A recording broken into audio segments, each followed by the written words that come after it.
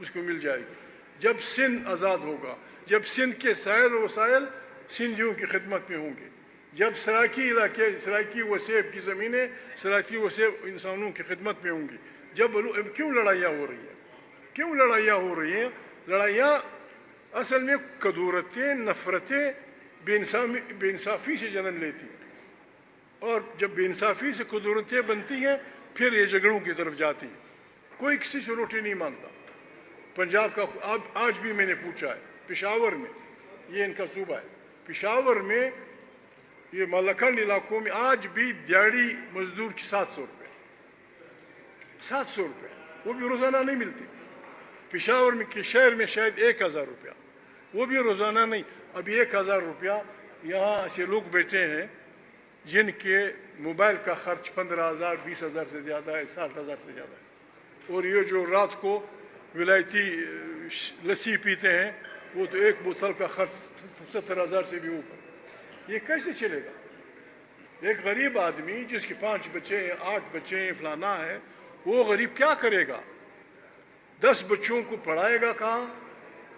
صحت کہاں کی ہوگی؟ فلانا کا. ہمارا یہ حال ہے. قرآن کریم اس میں بہت زیادہ زور لگاتا ہے کہ بابا غریبوں کو پیسہ دو. ہم دکھاوے کے لیے تو دعوتیں کرتے ہیں, ایک دعوت پہ 50 لاکھ, 60 لاکھ, 70 لاکھ, 1 کروڑ روپے ہم صرف کرتے ہیں, لیکن غریب کو 10 روپے نہیں دیتے. یہ نظام چلنے والا نہیں ہے. یہ ملک خدا نخواستہ یہ ہمارے جس طرح حیوانات کے ماہرین کہتے ہیں کہ چوہوں کو اللہ نے یہ حس دی ہوئی ہے, جب وہ کسی بلڈنگ کو کھوکھلا کر دیتے ہیں تو انہیں پتہ ہوتا ہے کہ ابھی چند دن بعد یہ گرنے والی ہے, تو بھاگ جاتے ہیں. ہماری وہ حس بھی نہیں ہے.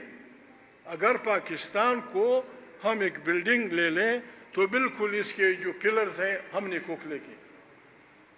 اس کی یہ بلڈنگ کھوکھلا ہے, اس کی بنیادیں ہم سب نے مل کے اس کو کھوکھلا کر دیا. اب یا تو یہ خدا نخواستہ کھوکھلا ملک ہم پہ گرے گا اور خدا نخواستہ ہم برباد ہوں گے, یا پھر عقل سلیم کا تقاضا یہ ہے کہ آئیں نئے سرے سے اس کی تشکیل نو کریں اور توبہ کریں. بات ہو رہی ہے, میں آپ کے سوالوں کے جوابات ابھی سے دینا چاہتا ہوں, باقی یہ میرا وکیل ہے, یہ میرا اسپیکر ہے, یہ پھر آپ کو جوابات دیں گے. لگے ہوئے ہیں کہ 9 مئی کو کیا ہوا, پلانے کو یہ کرو, پلانا کو وہ کرو. بابا 9 مئی آپ تجرید میں کیوں لیتے ہیں؟ ایبسٹریکشن میں نہ لیں. پاکستان ایسے بہت بڑے حادثات رکھتا ہے جس طرح 9 مئی کا. پہلا حادثہ یہ ہے کہ ہمارا ملک 25 سال بننے کے بعد ٹوٹ گیا. مٹکا نہیں ٹوٹا تھا, کوئی جگ نہیں ٹوٹا تھا, کوئی پیالہ نہیں ٹوٹا تھا, ملک ٹوٹا تھا. ہمیں آج تک کسی نے لکھ کے نہیں دیا کہ اس کی ذمہ داری کس کی. اس کے بعد وزیر اعظم پھانسی ہوا, 15 دن بعد کورٹ نے کہا یار غلطی ہو گئی. ایک الیکٹڈ وزیر اعظم کو اپنی پھانسی دے اور 15 دن آپ نے کہہ دیا غلطی ہو گئی. یہ کوئی تماشا ہے؟ انسانی زندگی, قرآن کریم انسانی زندگی لینے کے لیے اللہ پاک کہتا ہے کہ اگر, قرآن کریم کی آیت ہے سورہ المائدہ میں, کہ اگر کسی نے انسان, مسلمان نہیں کہا, اگر کسی نے کسی انسان کی زندگی اس وجہ سے لی کہ اس نے اس کی کسی کے رشتہ دار کو قتل کیا تھا, بھائی کو قتل کیا تھا, پھر حیا نہیں کرتا تھا, پنچایت نہیں کرتا تھا, جھگڑے نہیں کرتا تھا, یا علاقے میں فساد پھیلاتا تھا, اگر ان 2 گناہوں کے علاوہ کسی نے بے گناہ انسان کو قتل کیا, یہ اس طرح ہے جیسے تمام انسانیت کو قتل کیا, انٹائر ہیومینٹی. اور اگر ایک انسان کی آپ نے جان بچائی تو بالکل جس طرح ہم نے اپنے وزیر اعظم کو پھانسی دے دی, اللہ حافظ, خدا حافظ.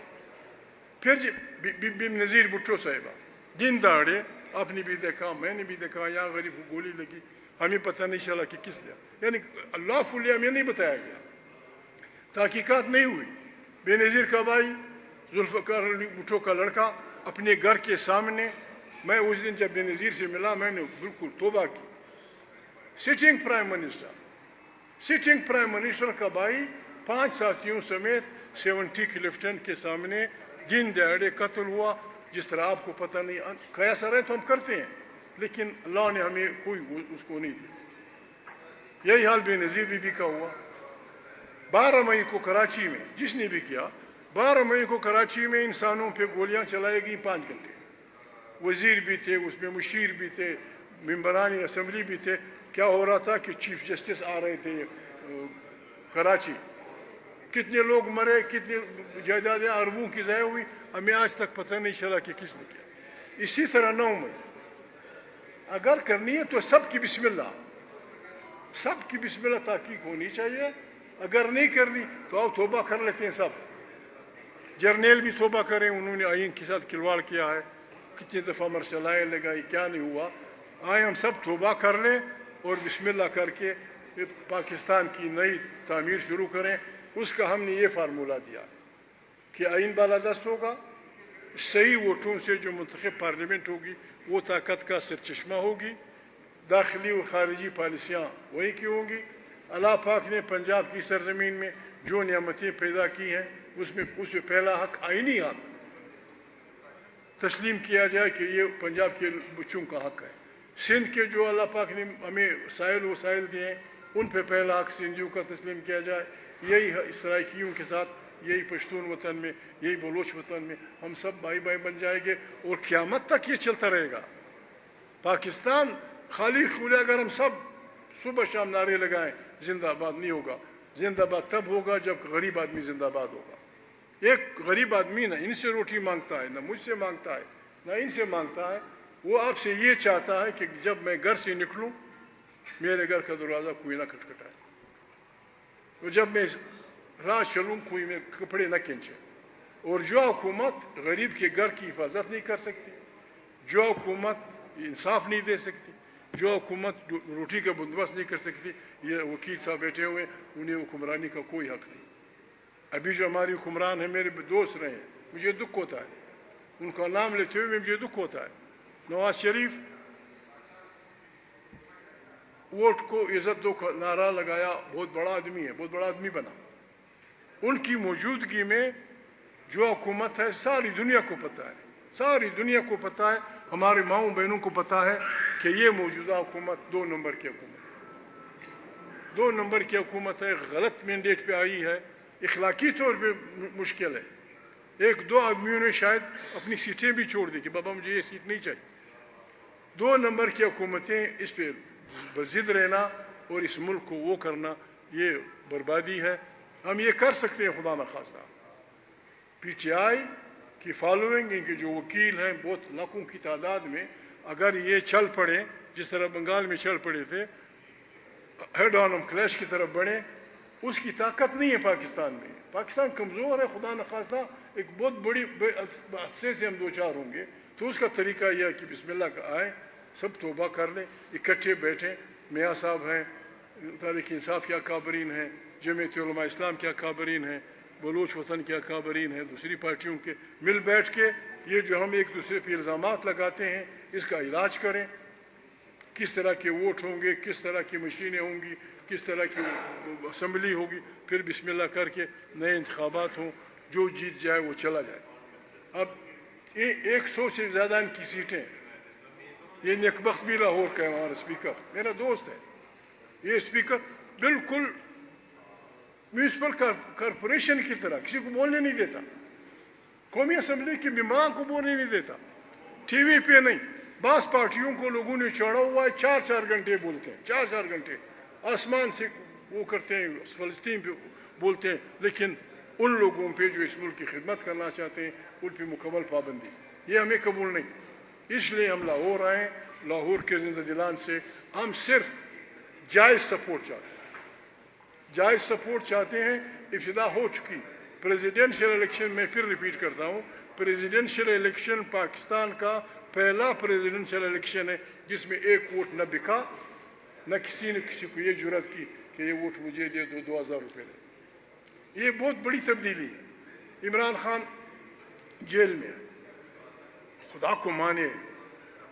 عام قیدی کے لیے بھی کچھ مراعات ہوتی ہیں. الیکٹڈ پارلیمنٹ کا سب سے بڑی پارٹی کا یہاں 100 ممبر ہیں اس کے، عمران خان کے. وہاں اگر یہ سیٹیں مل جائیں سب سے بڑی پارٹی ہے. اگر بدترین مخالف بھی ہو تو اسپیکر وزیر اعظم کے ذریعے پروڈکشن آرڈر کے عمران خان کو بھی لا سکتا ہے، سارے قیدیوں کو لایا جا سکتا ہے، یا پھر ضمانت پہ چھوڑ دو. بڑے بڑے خطرناک قسم کے لوگوں نے کیے ہوتے ہیں، وکیل بیٹھے ہوئے ضمانت پہ چھوڑ دو. خدا نخواستہ اگر وہ بھاگ گیا تو تمہارا فائدہ ہوگا، اپنی حکومت چلاؤ. بھاگیے گا کہاں وہ؟ مجھے بھاگنا تو نہیں ہے، اگر وہ بھاگ گیا تو تمہارا فائدہ ہوگا.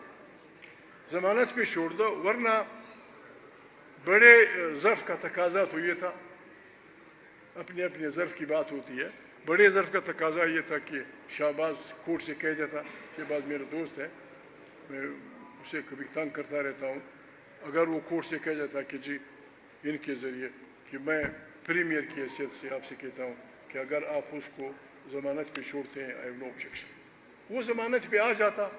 وہاں پارلیمنٹ میں ایک دوسرے سے ملتے، ہاتھ ملاتے. کبھی کبھی انسان کبھی وہ کرتا ہے، گڑبڑ بھی کرتا ہے، برا بلا بھی کہتا ہے، لیکن آخر ہم نے وہ پنجابی میں کہتے ہیں بندہ بن جیدہ پتر بن، تو ہم بھی بن جیدہ پتر بن کے بیٹھیں گے، گپ لگائیں گے. بس سر پاکستان ہے، چلے گا. زندہ باد. God bless you. بڑی مہربانی.